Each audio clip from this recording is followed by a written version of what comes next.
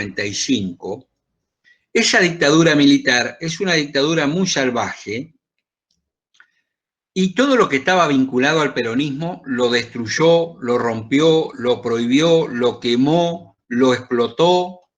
Lo único que no pudo volver para atrás fue la Universidad Obrera Nacional.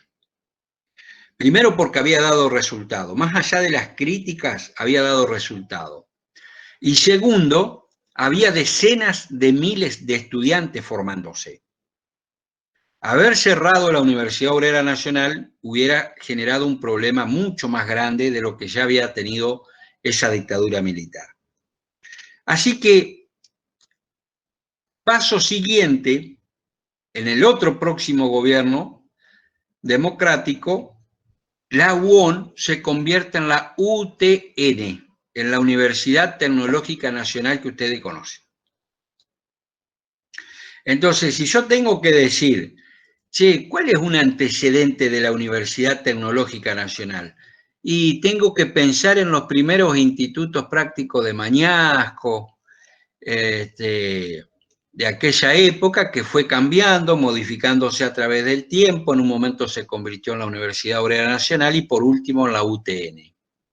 Pero la UTN ya cuando se formó como una universidad típica de ese estilo. O sea, ustedes pueden estudiar ingeniería, pero la forma de organización es exactamente la misma. Antes de que nos vayamos algo, denme un segundito que estoy tomando asistencia.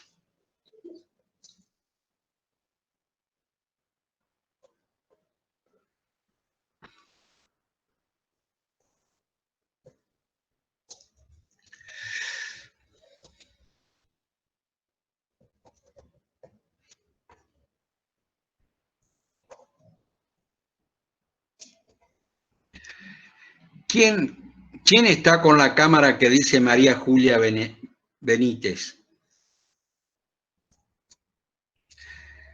Con la cámara que dice Carorín.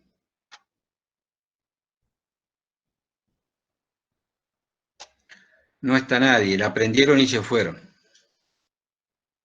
Bueno, seguimos.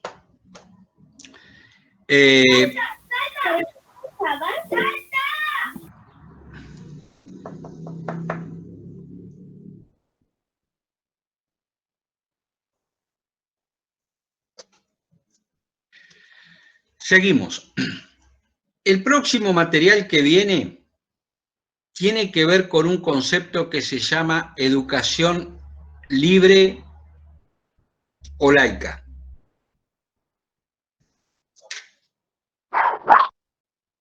Hola, Joana. Hola, buenas tardes. Educación libre o laica. Eso es lo que ustedes van a recibir en el aula a partir del día lunes. La educación libre y laica forma parte de uno de los tantos conflictos que hubo en el nivel universitario. Conflictos grandes, complejos, porque no solo se discutió la cuestión universitaria, sino que con el tiempo, con el correr de los meses, se fue complicando y ya empezó a entreverarse con intereses políticos.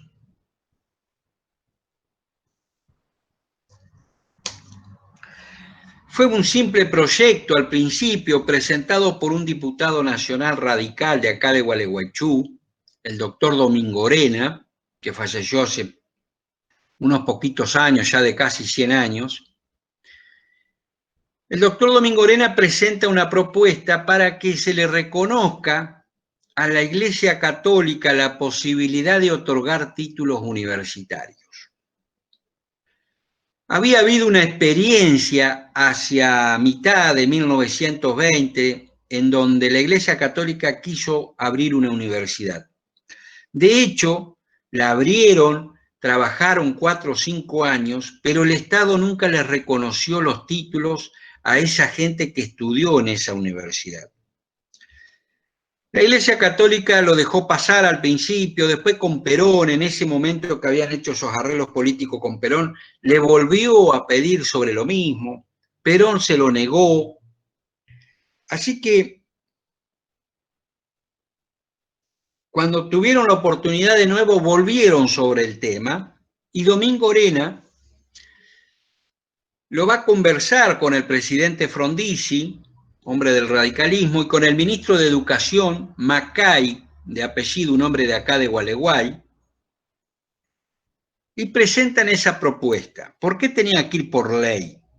Bueno, porque existía la ley universitaria que establecía que la educación debía ser laica, la universidad debía ser autónoma, autártica, lo que ustedes conocen con la reforma del 18. Así que esa propuesta de Domingo Arena iba a contramano de la reforma del 18.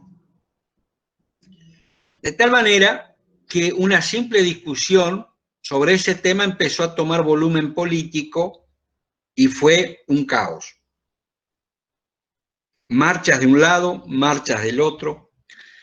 La Iglesia Católica se va a embanderar con cintas verdes y con el lema de educación libre. ¿Cuál sería el lema de educación libre? Que cada persona pueda elegir si quiere estudiar en una universidad del Estado o en una de la Iglesia.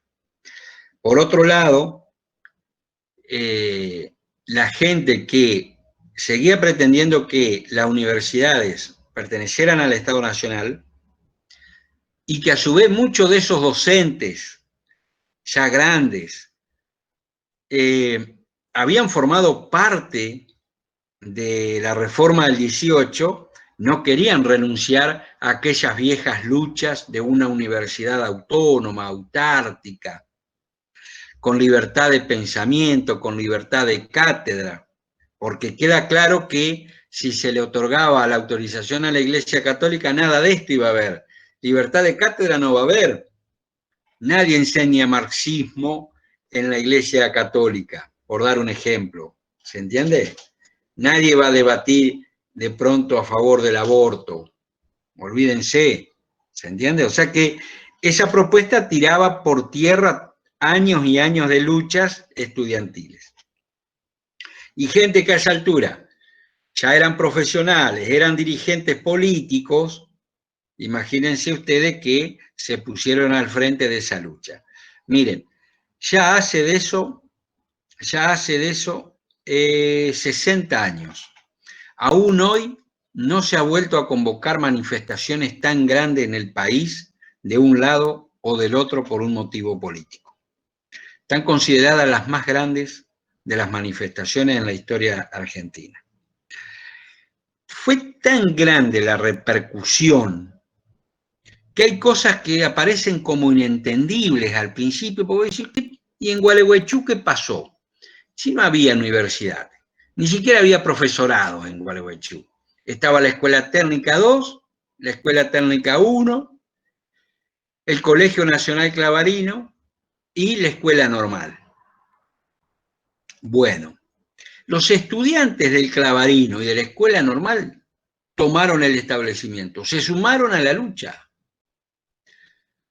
Yo he tenido la oportunidad de hablar con ellos, muchos me han reconocido que en aquel momento no tuvieron una claridad del pensamiento político de la época, sino que se sumaron a los grupos, y otros que sí, que entendían bien la situación, y tengo entrevistas, de hecho yo lo he publicado en algunos libros sobre esa cuestión.